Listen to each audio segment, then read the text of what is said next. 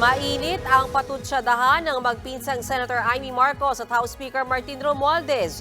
Parinig ni Amy, meron daw makapalang mukha. Sagot naman ni Romualdez, hindi kailangang magbastusan. Narito ang aking report.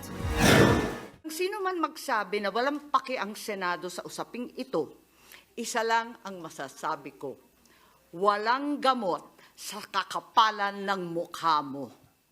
Walang pinangalanan pero may pinatamaan si Senadora Amy Marcos sa pagdinig kanina ng Senate Committee on Electoral Reforms and People's Participation. Sino pa bang nagsabi na walang paki ang Senado sa People's Initiative? Noong Biyernes lang, may ganitong sinabi si House Speaker Martin Romualdez. Wala kayong pakialam sa PI. Yung PI, trabaho na yan ng taong bayan. Yung mga congressman at yung mga senador, trabahuin natin yung legislation. Wala kayong pakialam sa PI. Wala kayong pakialam sa PI. Wala kayong pakialam sa PI. Paulit-ulit yang pinakinggan kanina sa Senado. Sa isang pahayag, nakiusap si Speaker Romualdez kay Senator Marcos. Sabi niya, hindi po kailangan ng bastusan. Pinakikinggan tayo ng mga kabataan at hindi magandang ehemplo ang ganito. Sa isa namang ambush interview kanina, agad bumuelta si Senator Amy. Wala daw bastusan. Siya naman ang nagsabi, walang pake ang Senado. Ayan. Siya nag-umpisa, nung inugali ko, yung ugali niya, umiiyak siya.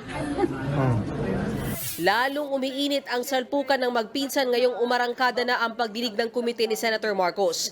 Kaugnay ng bayaran umano kapalit ng pirma sa People's Initiative o PI para sa charter change o pag-amyenda ng saligang batas. Tila pinulutan sa Senado si House Speaker Romualdez. Tanong agad ni Senator Amy, tinutulungan ba ng Speaker at ni Ako Bicol Party List Representative Elizalde Co ang grupong pirma na nagsusulong ng PI? Sina Congressman Saldico kasama at si Speaker Romualdez. Saldico, no, I didn't talk to Saldi. Sigurado kayo wala si Speaker, wala si Congressman Saldico sa anumang pagtitipon? Ang pagtanggi ng lead convener ng grupong pirma na si Noel Oñate hindi nagtagal dahil biglang naglatag ng resibo ang senadora. Ipinakita ang screenshot tungkol sa meeting daw noong January 8. Ang pinag-usapan tungkol sa People's Initiative. May kalakip itong litrato kung saan may kitang magkakasama at magkakatabi pa sina Romualdez, Co at Oñate. Dito na napaamin si Oñate. You said you never met the Speaker, nor Mr. Saldico, our congressman. You're under oath, sir. It slipped my mind. It's very clear that Speaker Martin Romualdez is supporting your group po. He is all out behind the People's Initiative. Lumabas din sa pagdinig ng Senado na sa bahay ni Romualdez nangyari ang naturang pulong. So, ang naging host at nagkumbida ay si Speaker Romualdez. Tama po ba? Ako po ang nagkumbida. Dapat Paano ka magkukumbida? Di mo bahay. Hindi ba maliwanag kung bahay ni Speaker, siya nagpatawag ng meeting, di talagang nakikialam si Speaker sa People's Initiative? Ako po ang nag-initiate ng meeting. Pero sinabi po na doon na lang gawin sa townhouse ni Speaker. Dahil wala sa pagdinig si Romualdez, idinaan niya ulit sa isang statement ang kanyang paliwanag.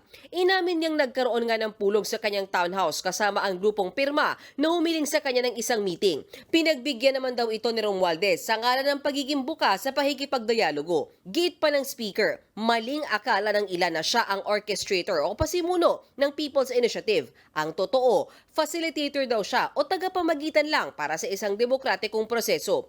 Purely advisory lang daw ang kanyang papel. Ang grupong pirma pa rin ang nangongolekta ng mga lagda. Tugma yan sa paliwanag kanina sa Senado ng grupong pirma. Humarap din sa Senate hearing ang mga testigong umaming pumirma sila sa People's Initiative dahil sa pera o di kaya ay ayuda. Gate naman ang pirma. Kahit sila ang nagsusulong ng PI, hindi raw sila ang nasa likod ng bayaran. Nagbabalita mula sa Frontline, Mean Los Baños, News 5. Mga kapatid, Mean Los Baños po. Huwag magpahuli sa mga balita at impormasyong dapat ninyong malaman. Para sa mas malawak na balitaan at diskusyon, mag-follow at mag-subscribe sa social media pages ng News 5.